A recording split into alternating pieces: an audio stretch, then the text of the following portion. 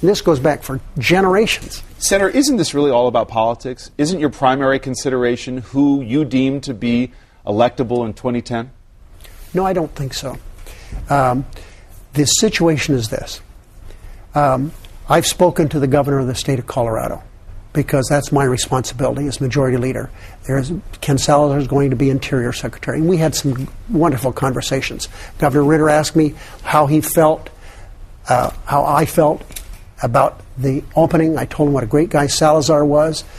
He talked about different candidates, and I said to him, Governor, you appoint whoever is best in your mind for the state of Colorado, and he did. He came up with Bennett, kind of someone that not a lot of people have known about, but what we hear about him now is really... This is Michael Bennett, school chief. Going to be a new senator from the state of Colorado. Right. New York, I've spoken to Governor Patterson several times.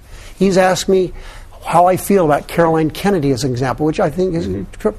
But I always said to Patterson, you appoint whoever you want. And my one conversation with Blagojevich, I had a number of conversations with the Colorado governor and New York governor. Blagojevich, make sure you give us someone who can hit the ground running.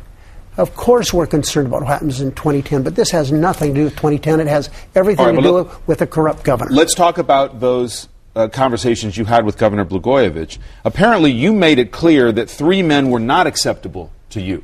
Jesse Jackson Jr., Danny Davis, Emil Jones. And yet you just said Jesse Jackson would be fine. Is that what you said, that these men would not be acceptable? This is part of Blagojevich's cloud.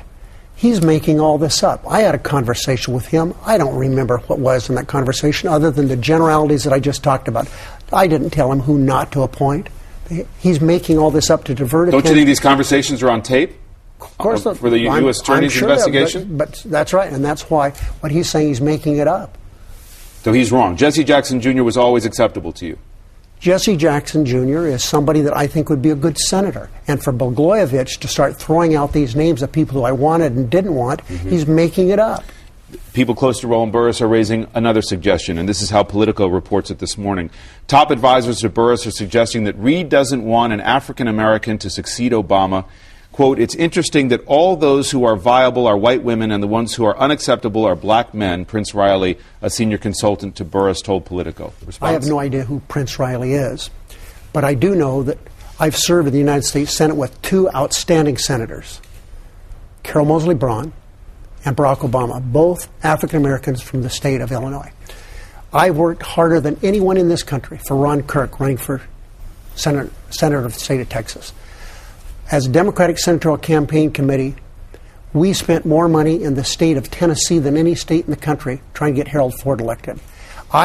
Anyone that suggests there's any racial bias in this instance doesn't realize I went to the Clark County District Attorney's Office to find people thought was a nobody to become a federal judge, Johnny Rawlinson. She was a great judge. She's now on the 9th Circuit. I did that myself. So anyone to suggest anything racial is part of the Blagojevich spin, the takeaway from the corruption that's involved his office in Illinois.